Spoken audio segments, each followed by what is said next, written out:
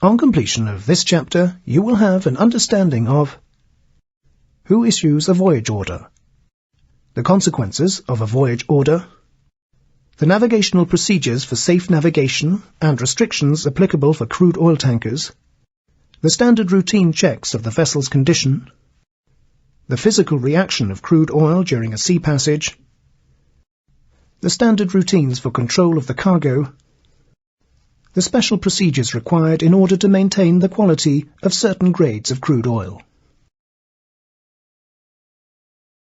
Who issues the voyage order? The voyage order is normally received from the owner or charterer prior to arriving at the loading port in order to ensure sufficient quantity of bunker oil for the laden voyage. What are the consequences of a voyage order for a loaded vessel when the discharge port is not known? If the discharge port is not known prior to departure from the loading port, the consequence may be extra quantity of bunker oil in stock, which may reduce the cargo intake, or the vessel may have to call at a port for bunkers during the voyage. What must the navigating officers of a loaded tanker be particularly aware of, and what basic navigational procedures and restrictions must they follow? As navigating officers, the junior officers must bear in mind the dramatic consequences of a collision or grounding with a laden crude oil carrier. They must be particularly aware of the vulnerable state of their vessel because of its large size and relatively less engine power and maneuverability, and ensure they navigate at a controlled speed and well away from other traffic and coastal hazards. They must at all times be updated on the latest navigational information and warnings, and check if there are special restrictions with regard to how close to shore line a crude oil tanker is permitted to navigate. What are the vessel maintenance routines that are suitable for the loaded voyage? The vessel's integrity and structural condition needs to be monitored. A system for regular checks of the atmosphere in empty spaces like cofferdams and ballast tanks, as well as checking for water ingress or leakages of any kind, shall be in place, and the result is to be recorded in the deck logbook.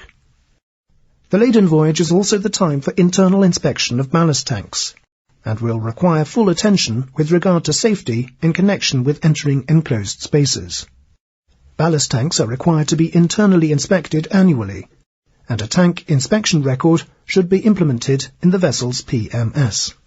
Know the physical reaction of the cargo. What is the hazard connected with not maintaining the temperature with certain grades of crude oil? Some waxy grades of crude oil may require heating during the laden voyage. This is a demanding task, where the pumpman will be heavily involved in frequent temperature measurements and adjusting the heating. Some charterers require regular information on the cargo temperature and water cut content during the laden voyage. If the temperature is not maintained, there is a hazard that the wax and heavier components will separate out of their suspension in the crude oil and be difficult to pump out later without leaving large residues in the tank bottom. What are the daily routines for control of all normal grades of crude oil cargo in a laden tanker? For most crude oil grades, there is very little physical reaction or change during the laden voyage. Because of the limited space between the liquid surface and the deck, the day and night temperature will cause variation in vapor pressure. This variation will be larger if the liquid surface is low, as in partly filled tanks, and the vapor space is bigger. VOC venting may be required by midday, and a low tank pressure with the risk of air ingress may occur at night, requiring a topping up with inert gas. The pressure is monitored by the duty officer on the bridge. Any venting of VOCs or topping up with inert gas must comply with the VOC management plan for the vessel, and records should be maintained.